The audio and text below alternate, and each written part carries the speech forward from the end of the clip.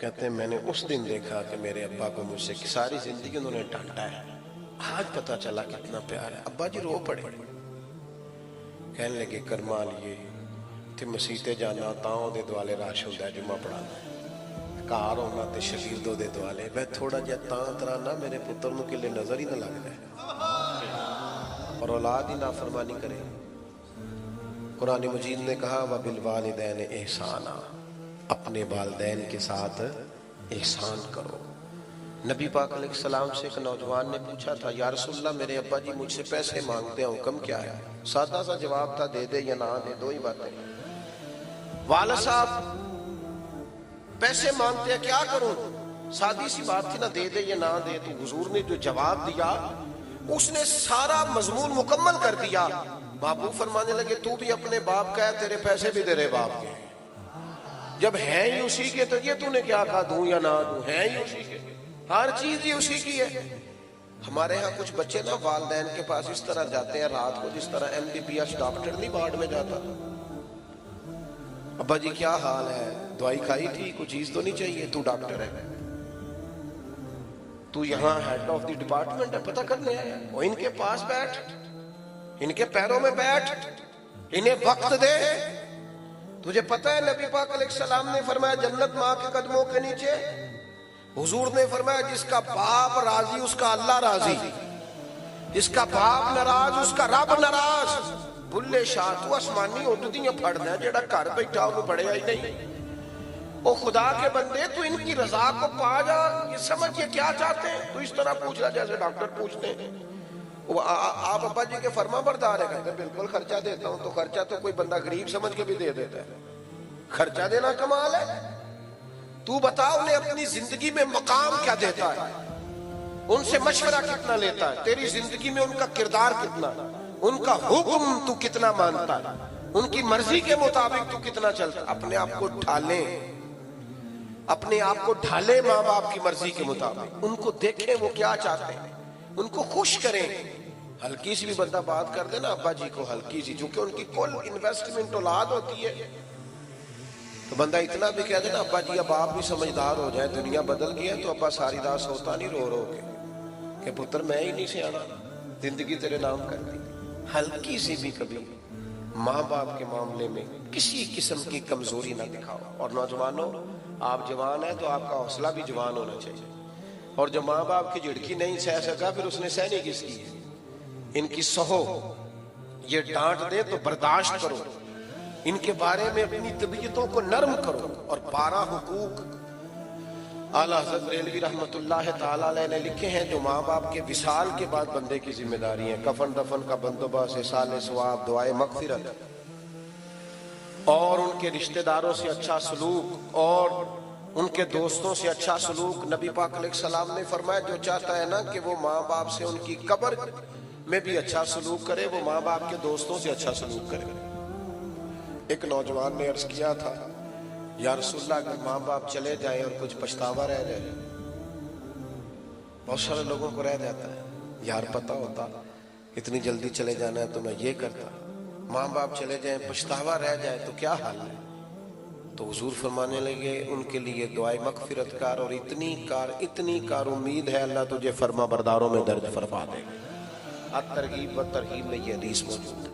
میرے بھائی ماں باپ کے لیے اپنے دلوں کو نرم کر لیں، طے کر لیں کہ کبھی بھی ان کے سامنے آنکھیں اٹھا کے بات۔ اور آپ کو یقین سے کہوں جن لوگوں کو بندہ سب سے جلدی راضی کر لیتا ہے وہ ماں باپ ہے۔ اماں کو راضی کرنے میں 1.5 منٹ لگتا ہے، ابا جی چلو زیادہ ڈاڈے بھی ہوں تو 5-6 منٹ لے لیتے ہیں، زیادہ بھی ڈاڈے ہوں تو اس سے زیادہ۔ ایک ہمارے دوست ہے پروفیسر صاحب ہیں، باتیں یاد آ رہی ہیں پر میں ختم کرنے لگا تھا۔ وہ کہتے ہیں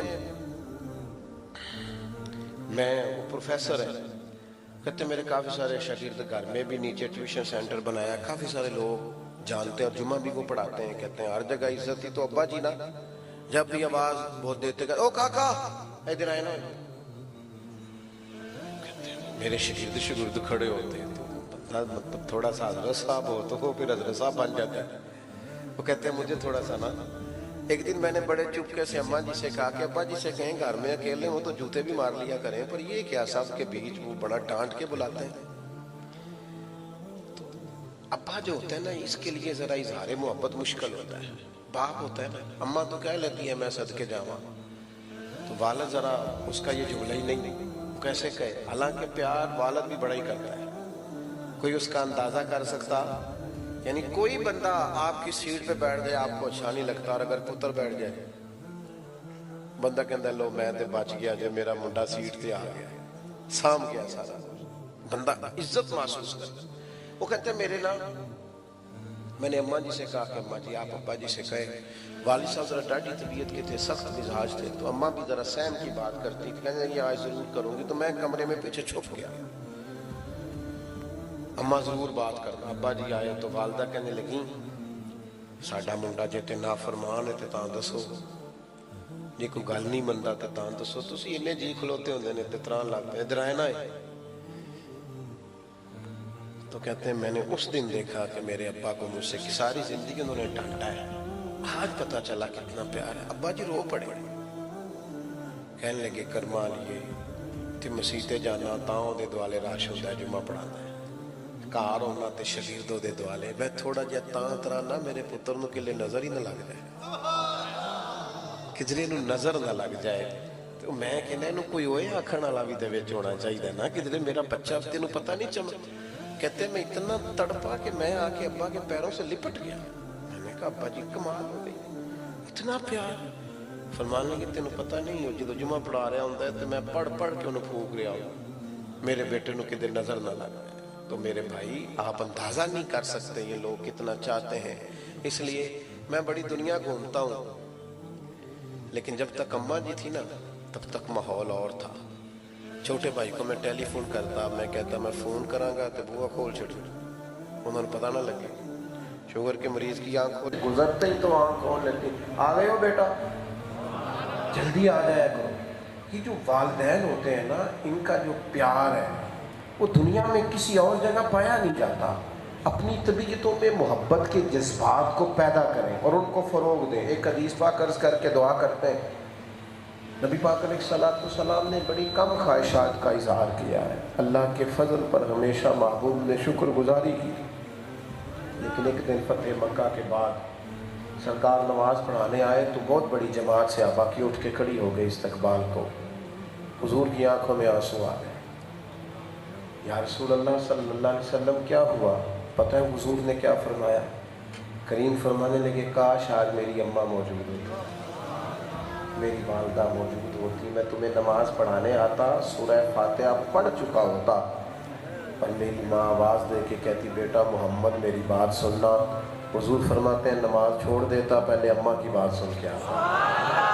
वालिदैन के लिए बहुत गहरे जज्बात, थोड़ा सा ना उनके साथ में बचता। वालिदैन को निरा खर्चा न दे, माँ बाप को टाइम दे। माँ बाप कि सिर्फ रोज़ी का ख्याल न करें, खाने का ख्याल न करें, कपड़ों का ख्याल न करें, उनकी मर्ज़ी का भी ख्याल करें। वो क्या चाहते हैं, क्या सोचते हैं, आपको कहाँ ले जाना चाहते हैं, उस तरफ आप मायल हो।